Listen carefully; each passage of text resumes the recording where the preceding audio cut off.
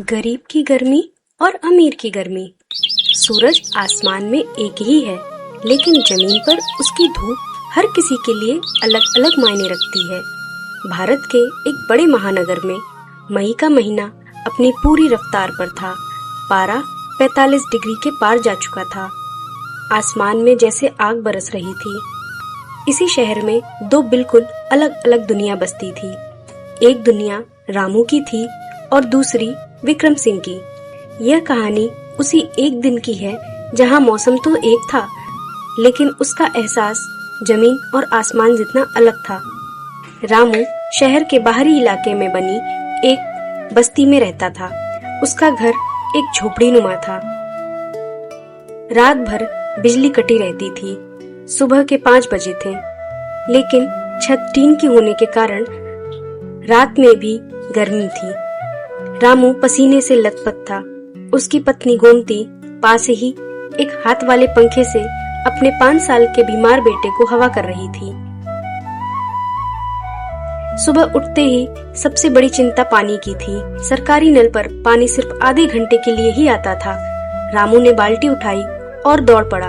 वहाँ पहले से ही बहुत लोग की भीड़ थी। सुबह 7 बजे से ही इतनी तेज धूप हो जाती थी जैसे मानो दिन के 2 बज रहे हों। रामू एक दिहाड़ी मजदूर था। वह दिन भर का काम करके रोज कमाने वाला मजदूर था। उसने सूखी रोटी और रात की बची दाल खाई और अपने काम पर निकल गया। उसे पता था कि आज का दिन उसकी परीक्षा लेने वाला है, क्योंकि गर्मी बहुत पड़ रही थी। उसी शहर में एक पॉश इलाके में 10,000 स्क्वायर फीट के एक शानदार बंगले में विक्रम सिंह की सुबह हुई। उसके बेडरूम में एसी था, जो रात भर 18 डिग्री पर चल रहा था। विक्रम को सुबह हल्की सी ठंडी लगी, तो उसने अपनी मखमली रजाई को गले तक खींच लिया। सुबह 8 बजे उसके नौकर चांदी की ट्रे में ब्लैक कॉफी लेकर आते हैं। विक्रम ने रिमोट दबाकर पर्दा हटाया। बाहर धूप देखकर उसने अपने नौकर से कहा, आज तो बहुत गर्मी है, बाहर जाना मुश्किल है। इसके बाद वह अपने जिम में वर्कआउट करने चला गया। दोपहर के 2 बज चुके थे। लू, गर्म हवाएं ऐसे चल रही थीं जैसे किसी ने भट्टी का दरवाजा खोल दिया हो। सड़क का डामर पिघलकर रामू की रबड़ की चप्पल से चिपक रहा था। रामू को आज एक सामान ढोने का काम मिला, जिसे 5 किलोमीटर दूर जाकर छोड़ना था। उसकी पीठ पसीने से भीगकर शर्ट से चिपक गई थी और उसकी थकान बढ़ती जा रही थी। पसीने और गर्मी ने उसे बेहाल कर रखा था। प्यास से उसका गला सूख रहा था। उसने सड़क किनारे लगे एक प्याऊ से पानी पिया, जो उबलते हुए पानी जैसा गर्म था। एक पेड़ की छोटी सी छांव देखकर वह 5 मिनट के लिए रुका। उसके पास ना नींबू पानी था, ना कोई ग्लूकोज। उसकी असली एनर्जी ड्रिंक बस उसका परिवार पालने की मजबूरी थी। विक्रम एक महंगे इटालियन रेस्टोरेंट में अपनी बिजनेस मीटिंग के लिए निकला। घर से ऑफिस और ऑफिस से रेस्टोरेंट तक का सफर उसकी एसी मर्सिडीज कार में तय हुआ। रेस्टोरेंट में बर्फ से भरी कोल्ड कॉफी पीते हुए विक्रम ने अपने क्लाइंट से कहा, ग्लोबल वार्मिंग बहुत बढ़ रही है। आज बाहर 45 डिग्री है। सरकार को कुछ करना चाहिए। ऐसी गर्मी में इंसान काम कैसे कर सकता है?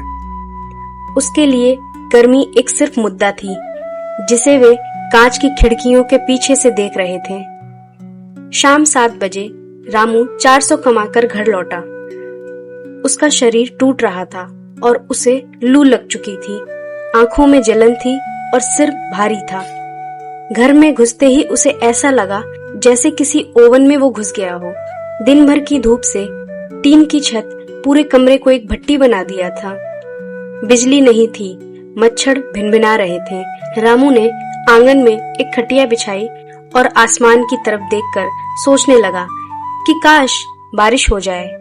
तभी उसकी पत्नी ने एक गीला तौलिया उसके सर पर रखा ताकि गर्मी का असर कम हो सके। गर्मी को मात देने के लिए विक्रम सिंह शाम को अपने क्लब हाउस पहुंचा। उसने अपने दोस्तों के साथ ठंडे पानी के स्विमिंग पूल में उतरा। वहां ठंडी बियर और शानदार संगीत का इंतजाम था। रात को 10 बजे घर से लौटते समय 5 मिनट के लिए बिजली चली गई और पावर हाउस बैकअप चालू होने में थोड़ा सा वक्त लगा। उन 5 मिनट में विक्रम सिंह को पसीना आ गया। उसने तुरंत बिजली कंपनी को फोन लगाया और अपनी नाराजगी जाहिर की। ये कैसी सर्विस है? क्या आप जानते हैं बिना एसी के 5 मिनट भी रहना कितना मुश्किल है? रात के 12 बज चुके थे।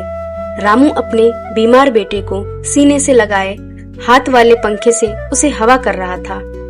उसकी नींद गर्मी और मच्छरों के कारण बार बार टूट रही थी। उसके लिए गर्मी एक शारीरिक यातना थी, एक ऐसा दुश्मन जिससे वह हर दिन बिना किसी ढाल के लड़ता है। वहीं दूसरी ओर विक्रम अपनी मोटी रजाई में लिपटा हुआ गहरी नींद में सो रहा था।